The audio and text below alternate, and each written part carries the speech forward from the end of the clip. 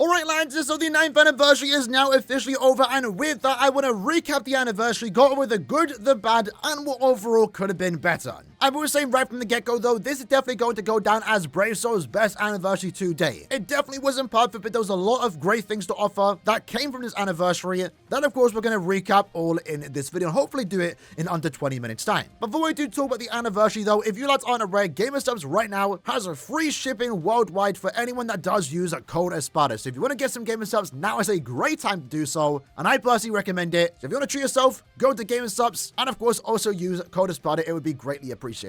But going back to the anniversary itself started a whole month earlier. In this case with the release of 9th anniversary renewed Mugetsu Ichigo. Also a Power Stone now and also Shunsui, but we're really looking at Mugetsu. This, for the most part, was a Mugetsu Ichigo banner.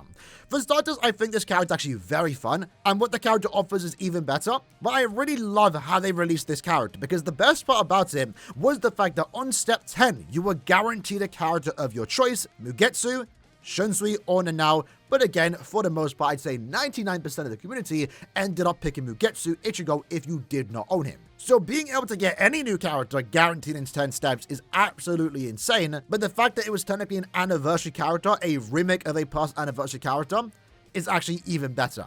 And I definitely do feel like this is the best way to handle past anniversary characters getting remade in Brave Souls. We've seen in the past with Quincy Ichigo, Artbook Ichigo to a certain extent, and even 3rd anniversary Okiura remades, they kind of just release and don't have anything big tied to them. More so 3rd Annie Okiura and also Quincy Ichigo. Of course, 2nd anniversary Ichigo got remade during the 6th anniversary, and he also had a whole artbook release tied behind his release. But I think the problem with 2nd anniversary Ichigo's remake is that it kind of took away from the actual anniversary, because that year was only one anniversary character, and in a way, 2nd Annie Ichigo remake, Artbook Ichigo, was also that secret anniversary character that should have released alongside Aizen. In the case of Mugetsu, he released a whole month earlier and didn't take away from the 9th anniversary, because we still got our usual 2-character anniversary banner.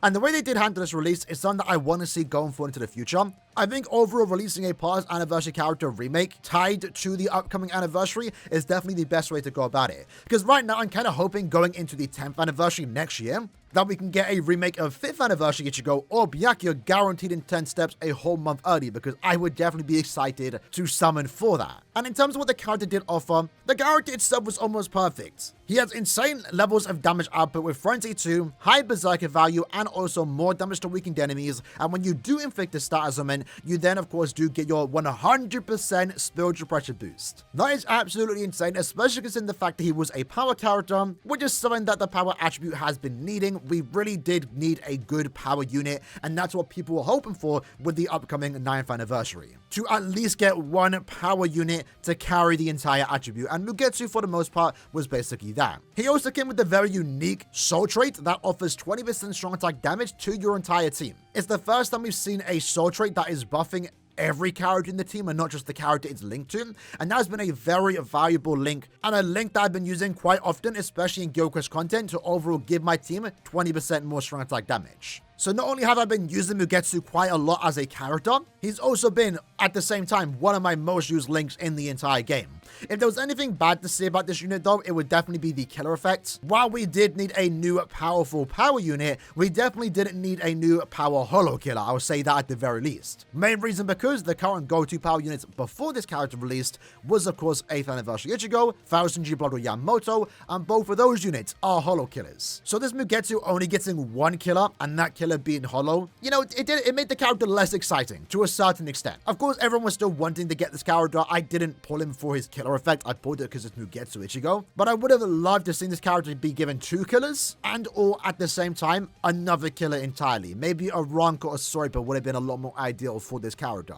It at the very least would have made me use the character more than I already am using him already. Additionally, one skill that he was missing is Debilitator. So when you do apply Weakening, it's only going to last around 2-3 seconds. And in Guild Quest content, where Weakening is heavily nerfed, it doesn't even last 2 seconds. It does somewhat come with the benefit that he's able to constantly reapplies SP boost, there's never going to be a situation where you get to inflict a status on it, but then everyone's weakened and you now have to wait like 5+ seconds for your SP boost to come back because you can't reapply weakening. So the lack of debilitator wasn't too bad, but then the character itself also was given hidden enemies, which I would usually just give as a either bonus ability or use an accessory, so I feel like you kind of had a wasted skill here, and I would have loved to have seen debilitator instead.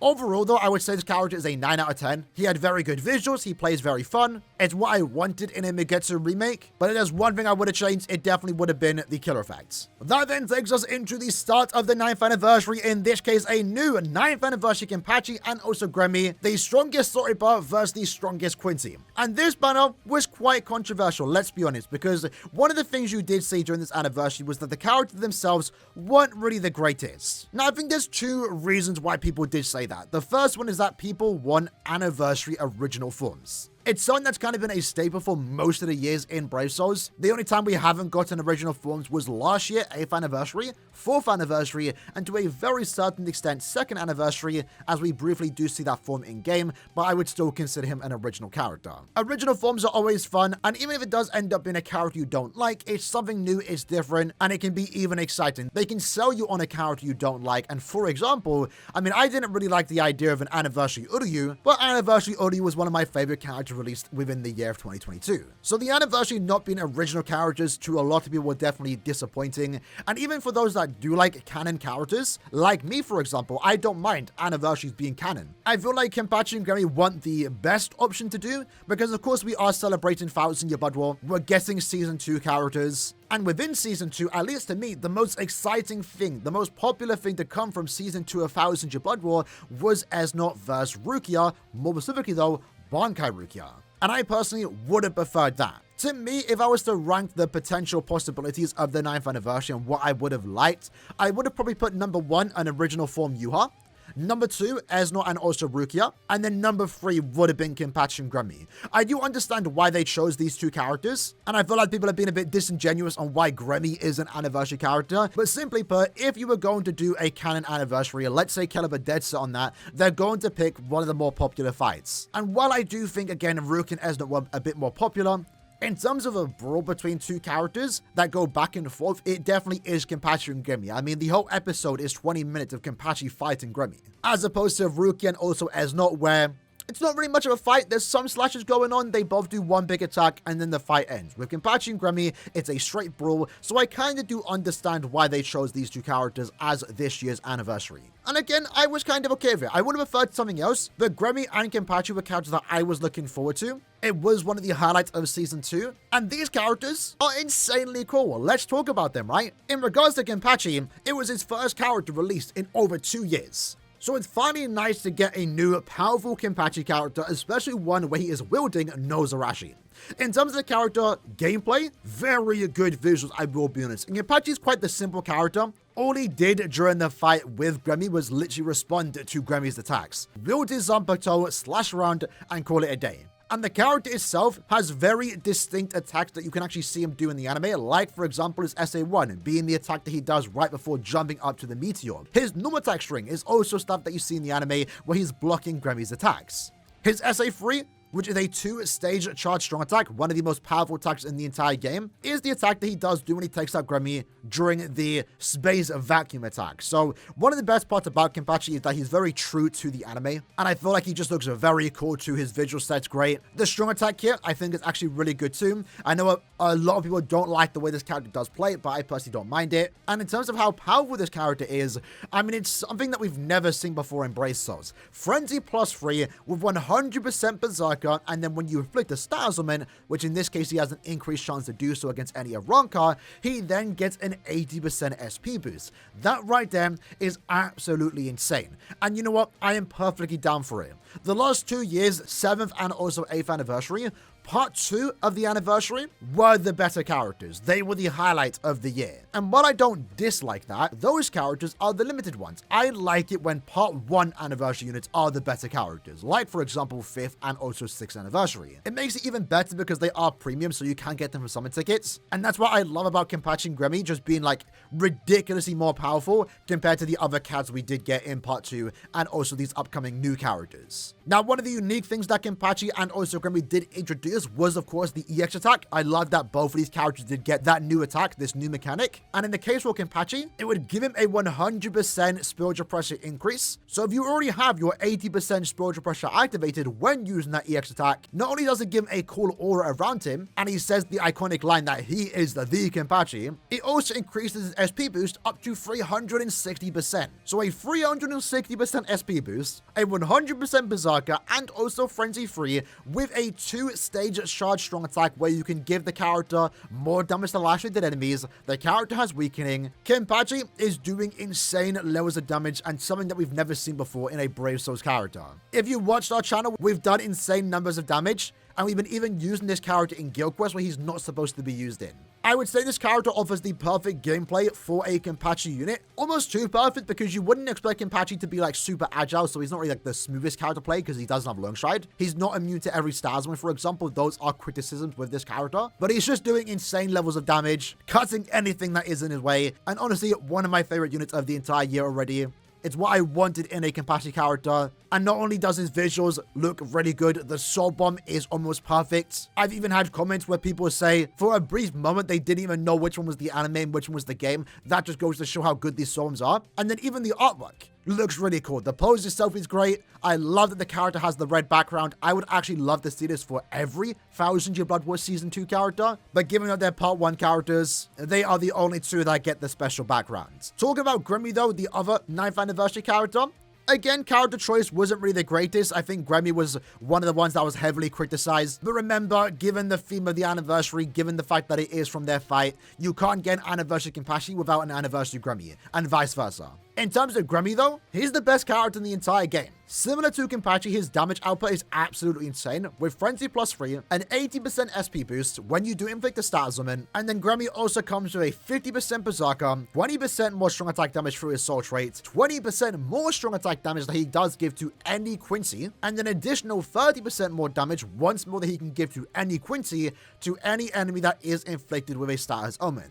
That allows this character to also do really good damage, but it's even better with Grammy because he has a better strong attack hit when compared to Kenpachi. Again, some people would say Kenpachi's gameplay is a tad bit awkward, and I would somewhat agree. With Grammy though, I mean, his is almost perfect. A beam SA1, a beam SA2 into a tracking vortex, and then a full screen strong attack 3. Drain and paralysis on all of his attacks gives him insane levels of stamina recovery, and also makes sure that every enemy is stuck in place and is then taking 30% more damage. Not only is he the best character in the entire game, he's also going to double down as the best support in the entire game, because those team buffs that he gives to any Quincy is even crazier. Because we've seen and we've had a lot of characters that do offer team buffs to, you know, certain types of characters, but that's usually restricted to an affiliation and attribute. Being able to give these buffs to every Quincy makes this character better, and now therefore is going to make future characters better. I've even seen people use E-Burn in Guild Quest and get good scores just thanks to Grammy alone. In terms of visual set, Grammy is definitely going to be one of the highlights of the entire year, and maybe is one of the perfect characters that introduce the EX mechanic,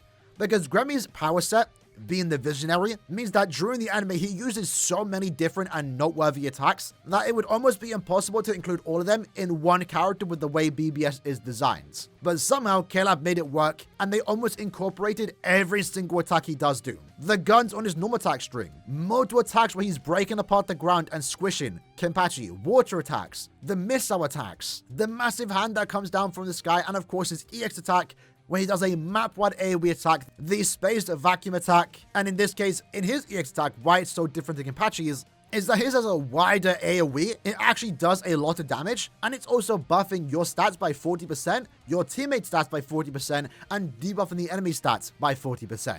So whereas Kenpachi's EX attack is more so just buffing itself, not really there to do damage, it can do damage, but it's more so just to give him more spiritual pressure boost, Grammy serves as an additional strong attack. That also at the same time is buffing your team stats, making him an even better team supporter. Just like Kenpachi, his soul bomb is almost perfect too. Again, if there's one thing that you can definitely say about this anniversary, is that visuals have never been better. If I was to criticize the units though, like I did with Kenpachi, Grammy is almost perfect. There isn't really anything else I would want on the character besides his killer effects. One thing I failed to mention until now is that these characters did introduce another new mechanic, that being Killer Plus, where they then do 20% more damage to their respective killer enemies. In this case, Grammy having Hollow Killer Plus now means he does 40% more damage instead of the usual 20%. It's cool, I don't dislike it, but I definitely would have preferred 2 killers instead. Especially given that now every end of month is almost going to have killer plus. Even mid-months have killer plus. It therefore means their killer effect isn't as special as you would expect from an anniversary, which usually the expectations that a character is going to get 2 killers. I don't think he should have had 2 killer plus killers, but at least 1 killer plus and then 1 normal killer. Especially in the case of Kenpachi where his killer is Espada, which is actually one of the reasons why I did want this character. I feel like we needed a new Espada killer. But it also therefore means that when you use this character in Limitbreaker, for example, where the character has Poise Break, he's never going to have killer against any enemy, which might ruin his DPS a tad bit. And if I didn't mention it for Kenpachi, I would have loved for this character to have complete stats immunity and also long strides. Grammy is almost perfect. Kenpachi is very similar. Would have preferred though if they were both given long stride and both had 2 killers. Like I mentioned though, character choicing, I didn't dislike it. It's definitely my 3rd place on what I would have wanted. I would have preferred Ruki and Esnot, and I also would have loved an original Yuha. That would have definitely been exciting, but I definitely don't dislike it as much as the other people in the community that made it quite vocal on how bad this character choice was. In regards to part 2 of the anniversary, in this case we got a new Toshiro in his Holo Bankai, Myuku Shunko Soifon, and of course also Dangai Joe, Human Sergeant. In this case, it's the Swordbearer Comeback Banner, and just like in part 1, some people didn't like the character choice, especially because in that Ruki and Esnot 1 part 1, a lot of people had the expectation, myself included, that part 2 would have been Ruki Esnot. Some members in the community also just wanted new stamina, especially after Gremmy's release, and unfortunately part 2 didn't quite meet that expectation. Likewise with part 1, I actually do like the character choice here. The only thing I would have preferred was maybe Rangy, Mask, and also Rose, or at the same time, again, Rukia Esnot. But I understand why they didn't put Rukia Esnot and also Kenpachi Grammy in one anniversary, because then that would mean we have nothing else to look forward to for the rest of the year. Like, these 2 fights are the biggest thing, and likely now Ruki Esnot is going to wrap up and end the year for 2024. In terms of what these characters did offer though, finally for the 9th anniversary, we did get a character with 2 killers, in this case, no affiliation and also stamina. 2 great killers to have on Tosha, I will be honest. And Tosha is going to go down as one of the better characters in the entire game. Really good damage output too. Frenzy 2, 80% spiritual pressure boost, and then 140% more damage to any enemy inflicted with freeze. 40% of that is a team buff that he also gives to any heart character, which I think is actually really cool. I would say Toshiro is the most anniversary unit, if that kind of makes sense. He has the 2 killers, he has a high damage output, he's immune to every stat element. It's what you expect with an anniversary unit. It's also Holo Bankai Toshiro, a very cool form that we didn't get early this year that I really wanted to see. So I was very happy to see that this year for part 2 of the anniversary. And likewise with part 1 of the anniversary, we also did get an EX attack on these characters. So really nice to see more than one character introduce a new mechanic. It was really good to see all these new anniversary characters get this new attack. And in Toshiro's case, his EX attack was just a vortex-like attack. More so keep the enemy in place as you wait for your strong attacks to recharge, but also have a very high chance to freeze, which obviously works well with the character's skill set as he does want to do more damage to freeze enemies. Overall, Tosh was a very solid character. Visual set, in terms of how he does look, I think he looks quite cool. But he definitely didn't look anything super crazy, especially given the fact that this form in the anime is literally only seen doing 1 attack. So you kind of get very generic ice attacks, but they honestly do look relatively fine. They look pretty enough in my opinion. Soifon I was also very happy to see get a new character, and in this case, the way they designed her, she feels like a direct remake when compared to her original 1000-year Bloodwort version. Especially given the fact that she also kept the team boost SA2. I thought that was kind of cool, but in the way Soifon does play, some would say she's the most fun unit of the entire anniversary, and I would almost tend to agree. Her SA1 is the best strong attack 1 in the entire game, or at least one of them. It's a lunge forward that has a really good AoE to it, and the last time we saw this attack was during 2017. So really cool to see that return, especially on a unit as powerful as Soifon, because she also has really good abilities like Frenzy +2, 80% spiritual pressure boost, more damage out full stamina, and the more kills this character does get, the more damage she gets, but most importantly, she would then get an additional team buff where you reduce your cooldown in between stages, and that is to your entire team. A universal recharge in between stages is actually really cool, and I had a lot of fun using her in Limitbreaker. In a way, you can kind of look at Soifon as one of the best supports in the entire game for long form content, not guild quest content, because she's healing your teammates, she's boosting them stats, and she's also recovering their recharge, strong attack recharge, in between stages. Alongside that, she has a powerful status augment combination, weakening and also paralysis. And in her case, she does have Human Killer Plus, so she is doing 40% more damage to human enemies, making her really good in the melee human guild quests. I don't usually like characters that have a team boost SA2, spiritual pressure characters more so, but she's kind of been the exception. She's been a lot of fun, especially with her EX attack, as her unique attack is lunging across the entire map. It's a very fun EX attack. Is it the most practical? I'm not too sure, but I've been having a lot of fun using her. Obviously, she does have a drawback. She does have a big problem, and that is the fact that she does not have guard break. So you are, depending on the content you're using her in, have to break the guard during a strong attack, and that could be a problem as it does lower her damage a tad bit. But to be fair, in practical use, you almost don't even notice it. Had a lot of fun using her. If there was one thing I would have changed though, it definitely would have been incorporating guard break into her kit in exchange for maybe the damage inflicted at full stamina 20% skill. And then our third character to talk about during the second part of the anniversary is Serin, the Brave Battle unit. Now, of course, with any character getting the Brave Battle treatment, that is always going to be disappointment. I would have loved, and I was really looking forward to a Dangai Joey anime version of Serin. And I would have loved for this character to be an SP unit, but I also don't mind Brave Battles, and I actually really like what this character did offer, because the main thing this character did introduce was the new skill, where he blocks Heart character and Mind characters boost and also debuffs. So it allows them to not use a debuff or boost, and that has now kind of changed the meta, because it also now means that characters like Chad have had a comeback, and I kind of like using Chad in Brave Battles. But in terms of what Serin does offer, he's just an overall very strong Brave Battle unit, countering a lot of characters, and being good against current existing characters, like for example, Nania. He does more damage to captains and also stamrators, and that allows him to be somewhat useful in guild quest content, especially given the fact that the character itself was given Flurry plus 3 as a base. It is kind of a shame that he ended up being a Brave Battle unit, because visually this character looks really cool. Like that SA2 being a vortex that has like a wolf aura around him, I think is really cool fan service. And then also, just like the original 1000G Blood War Serin, the final hit on his latch ring has extended range to it, and in this case it's 10 gain slashing down alongside Serin. I honestly really do like the way this character did turn out, but I also would have preferred if it was a really good and powerful SP unit. So yeah, overall, really liked part 2 and what it had to offer. And I forgot to mention it during part 1, but one of the best parts about this anniversary is that we did have good step-up formats, good fillers too. We finally had an anniversary banner with guaranteed steps and also a pity ticket at step 25. That was something that always plays past anniversaries, where you save all these orbs for one of the bigger banners of the entire year, one of the best characters of the entire year, and then you pull on the banner, and then you just don't get the character you want, because there's no pity ticket. I've been there. I spent over 11,000 orbs during the 7th anniversary just to get one copy of Ooryu and also Ichigo. And had we had this pay system back then, I would have saved myself thousands of orbs, and I've also would have been a lot more excited and happier during the anniversary, because it sucks going all in and not getting the character you want. This year, we almost didn't have that. Of course, you still can get unlucky and shafted, but at the very least, you were guaranteed the character you want on step 25 if you did save enough. Now, this year also did feature a part 3. In this case, Shinji and also Kensei. This was a mid-month banner, so it does come with mid-month standards to a certain extent. It was kind of like an extra banner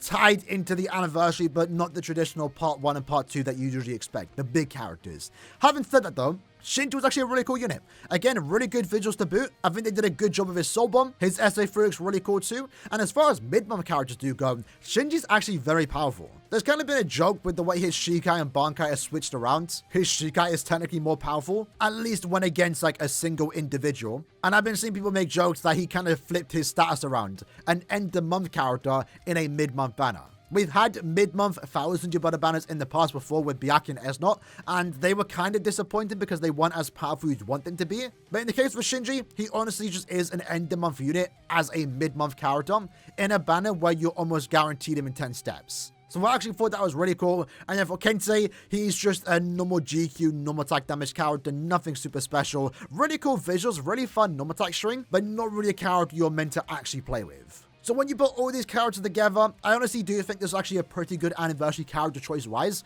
Definitely could have been better.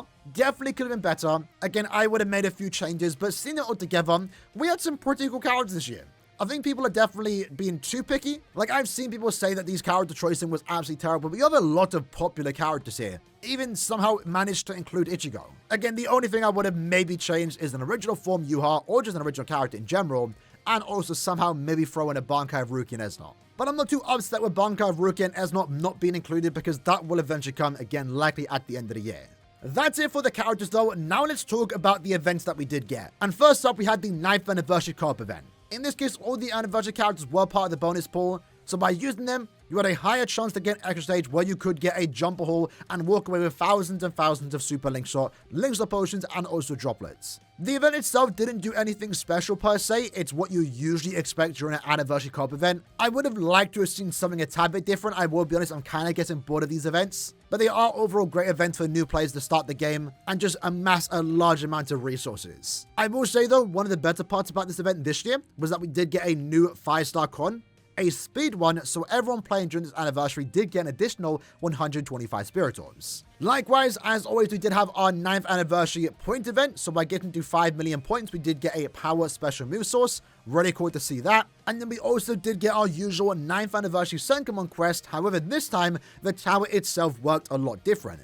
Instead of just being a reskinned pass Senkamon Tower with like 4 different stages. In this case though, Kellab made 40 unique stages that quite frankly offered a very fun experience, I will be honest. This is probably the most fun I've had in Senkamon since Transcendence was first introduced. Senkamon as of late has kind of just been, use the best character, you go in, and you don't even have to think about where you place your strong attacks, you don't have to think about anything. You just go in, spam your attacks, get out, done. In this Senkamon Tower, there was a lot of very unique stages and very unique gimmicks that we've never seen before in Brave Souls. Like, for example, you stand on a status element, you instantly get inflicted with it. Traps that would stay up for a large amount of time, and if you get hit by it, you get inflicted with Lacerate that never wears off. A lot of stages where they forced you almost to use no-attack damage characters, which I thought was kind of cool, and even bosses that would transform after being defeated. I think the challenge itself was quite enjoyable. It almost encouraged you to have a good selection of characters, and characters that have been worked on too. Most of the stages, the way they were designed, weren't all about having the new character. It encouraged using many different characters, because out of the 40 stages that we did get, there was maybe only like 5, 6 that forced you to bring a certain affiliation. A lot of the rooms didn't even have rules. It was really just bring any character you want and go ahead and beat it. It was a lot of fun, and this is a insight on what the upcoming Senkamon update is going to be. Well, I'm looking forward to it. Having said though, this Senkamon tower wasn't perfect. There was definitely an issue with the tower, and that was more so the rewards themselves. One negative to certain people would be that the Senkamon tower was split into 4 tiers. So 10 stages per tier, and you had to wait for an entire month for the most part to get all the rewards. And you had to make sure you did all 10 stages every time a new tier was available. To me, it was something I looked forward to every single week, but to others that only care about getting the rewards and don't care about having fun in Senkamon, this was kind of just a way for Killer to delay the rewards. And you could look at it as a bad thing. Given the fact this tower as a whole was spread throughout an entire month, I do believe the rewards should have been a tad bit better, because what we ended up getting was just the normal rewards that we get in any Senkamon tower. 470 orbs, a 5-star ticket, and I choose a Senkamon character. Since it was spread out, I feel like maybe the orb count should have been up by like an additional 100 or 200. So then anything negative to say about the Senkamon tower, for me it would definitely be the orb count. The rewards in general were just normal, they should have been higher.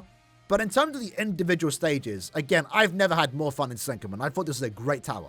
Going back to now, current Senkamon, it's not as fun. It's not as fun just brute forcing your way through mindless stages.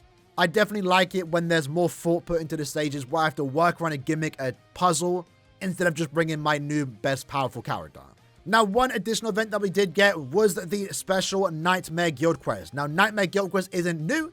We get this almost every month. We currently have it right now. However, during this particular release of part 1 of the anniversary with Kenpachi and Grammy, the enemies got significantly more HP, and with that we also got more rewards. If you were able to beat both Phase 1 and Phase 2, you were able to get 300 Spirit Orbs from 1 week of Guild Quest, which is absolutely insane. And personally, I really like the idea of turning something that we usually get every month into a special occasion, giving us more rewards and making it even harder. It might have been a tad bit weird if you weren't able to beat a quest you usually beat. Like if you weren't aware of the extra rewards, you didn't read the news, you just went into Nightmare and then found out you're only getting to Stage 2, Stage 3. It might have been a bit off-putting, so maybe Caleb should have changed the name of the difficulty, maybe called it Ultra instead of just Nightmare. But what I did like about the increase in difficulty with the extra rewards is that if you're usually able to beat Nightmare and get your 70 orbs from a Senkamon phase, you were still able to get that if you were able to, I believe, make it to Stage 3 or 4. So on my auto count, that wasn't able to beat these quests, I can normally beat Nightmare, and with that same team, I was able to still get relatively far, while I still got my normal rewards. So to a certain extent, I wasn't getting less rewards because I didn't pull the new character. However, it definitely is worth mentioning that getting the extra rewards, in this case, again, 150 orbs per phase, and also a crap ton of super links or potions, you did have to pull the new Kenpachi and Grummy. Which, while it's nice that we have a pity system and all, not everyone is going to have the new characters, and you weren't able, no way, to get the extra rewards if you did not own the 2 new anniversary characters. And that's because of how powerful they are and how overtuned this event was. So I feel like if Caleb were ever to do that during the next anniversary or end of year, maybe balance it a tad bit so it's still beatable without the new characters. Because even full max transcended teams weren't able to get all 5 waves done. So while I do like the idea of a harder challenge, extra rewards for those that have a good enough account, it was really only get extra rewards if you own Kenpachi and also Grummy. Speaking of extra rewards though, Limitbreaker Quest in this month did offer more rewards. In this case, I believe you got up to like 80 Spirit Orbs. Normally you only get 50, and we also got like an additional 150 Transcendent points. Again, like the idea of turning something that we usually get, a monthly occurrence like Limitbreaker, and making it special during a special time like Anniversary, and getting more rewards. Overall, had a lot of fun during Limitbreaker. Was nice to get those extra orbs and Transcendence points too. Definitely came in handy. And then lastly, we also had the Banka Live and also a bunch of giveaways during this time. These were events outside of the game. The Banka Live is a yearly occurrence. Really fun to see the voice actors talk and play the game. And also, of course, the news is the most important part. Very fun time. And this year's Banka Live, we got a lot of news, especially for the future of Brave Souls, where we did get a whole year roadmap, giving us an insight of all the updates we are getting leading up to the 10th anniversary. Additionally, like I did mention, there was a bunch of giveaways during the Banka live stream. We had a bunch of extra rewards, and we also had some extra challenges like Limitbreaker, Senkamon, and also Guild Quest, where if a certain number of people participated, we would get extra orbs. We got that, and people also won rainbow move sources. Likewise, we also had the BBS memories, where we got a bunch of additional rewards, like Essence Scrolls and even a Choose a 6-star ticket that offered a large amount of seasonal characters. So for anyone new or maybe playing for a long time that is missing characters, this might have been a good way to get an old seasonal unit. Get an old character you're missing and also get additional Spirit Orbs. Next up, let's talk about the freebies this anniversary. In this case, like already mentioned, during the 9th anniversary point event, we did get a power special move source. However, if you logged in for an entire month during that 9th anniversary, you did get an additional speed special move source, which is really cool. It's the first time we got 2 special move sources released at the same time. This definitely got me logging in every single day. We then got free premium and also seasonal summons with an updated character pool. And most importantly, even more special, we got 5 free multis based on 3 different game modes: Brave Battles, Epic Raids, and also Guild Quests. And the character selection was actually really, really good, including characters that came out not even 3 months prior to the anniversary, but most importantly, including 1000-year Bloodwood characters. For the first time, we've gotten 3 multis with limited characters like 1000-year Bloodwood included. In this case, there was Iban, there was Senjumaru, Ichibei Sangdu. Chances are, if you did all 15 of these multis, you likely walked away with a new character or someone really good. I know I did, and I know many of my friends did too. I was looking forward to every day's reset just to do that next free multi. Continuing on though, we also got a lot of extra login bonuses. This also did include a bunch of hammers as well, the new item to 5-star plushie accessories, a good amount of orbs. We got our usual Choose a 6-star summon ticket, and for the first time ever, we also got really good event orders. There was 5 rounds of anniversary event orders, and if you were able to do every single one of them, you would get a Choose a 5-star summon ticket for each individual attribute. So 5 extra Choose a 5-star summon tickets. The character pool included every premium and seasonal character up to 7th anniversary, and while I myself didn't really get anything new, I already owned every character in this entire selection. Again, if you were someone that has been missing a lot of characters or you're a new player, this is potentially upwards to 700 guaranteed orbs. Even for someone like me that didn't have a new character in this selection, I was still going out my way to do these event orders because they were too good to miss out on. And that's what you want to see during an anniversary. And with all that, that is what we got during the 9th anniversary. A lot of great stuff, some really cool characters, powerful and fun characters. Again, visuals and gameplay have never been better. We had some really great events, more events than any past anniversary. Definitely could have been some improvements, but I've almost never had this much to do in Brave Souls, at least when compared to past anniversaries. And then we had so many free items, free summons. There were so many great things during this anniversary, and I definitely had a lot of fun, but I would have had more fun had we gotten some of these things. Because now let's talk about the missing stuff during the 9th anniversary. First and foremost is the Epic Raid Challenge. This is something that we get almost every 6 months, every year, where we get a special exchange shop in Epic Raids to get past familiars. A lot of new players are always starting during the anniversary, and I feel like it was a wasted opportunity to not give us one, a new Epic Raid, but also just the Epic Raid shop. It would have been a great time to get people to play Epic Raids, to get some past familiars. Most importantly though, Tosh and also Kenpachi that are really good familiars, but even then, just allowing someone to get a past familiar that they want to, have around with them when they're playing Brave Souls. Because otherwise, you might have to be waiting years to get a certain familiar to re-show back up in the Epic Raid schedule. Secondly, Brawl Quest was also missing. Again, it's another event for new players to play to build up their account, more so they'll get editing brushes. Well, yes, it's true, Kella did make it easier to get editing brushes because now you only have to be 7C to get access to Extreme Cop. Brawl Quest is a much easier and more fun and faster way to farm items to build up your account. Would have loved to have seen that return. We also were lacking free accessory multis. While it's true we did get a lot of free summons, we also even got a guaranteed Technique Golden Yuki. It would have also been nice just to get some free accessories. Again, likewise for those new players that are starting the game, for them just to build up on some accessories. We were also missing the 5th anniversary characters' resurrections. It now looks like they would likely be resurrected in January, if we're lucky, but I feel like it was a wasted opportunity. There was a lot of anticipation and excitement for these characters' resurrections. 4th anniversary characters had a lot of excitement to their resurrections, even if they weren't the greatest, and I feel like it should be a standard to resurrect past anniversary characters during an anniversary.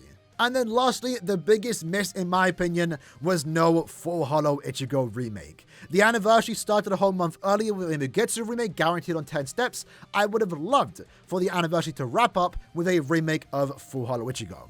You know how cool it would have been to get a new 9th anniversary Kenpachi and Grimmy, a remake of 4th anniversary Mugetsu and Full Hollow, and then resurrections of 5th anniversary Ichigo and Byakuya? It would have been too perfect. And that's what I kind of want to see with future anniversaries. Next year, I want to see 2 new anniversary characters for the 10th anniversary.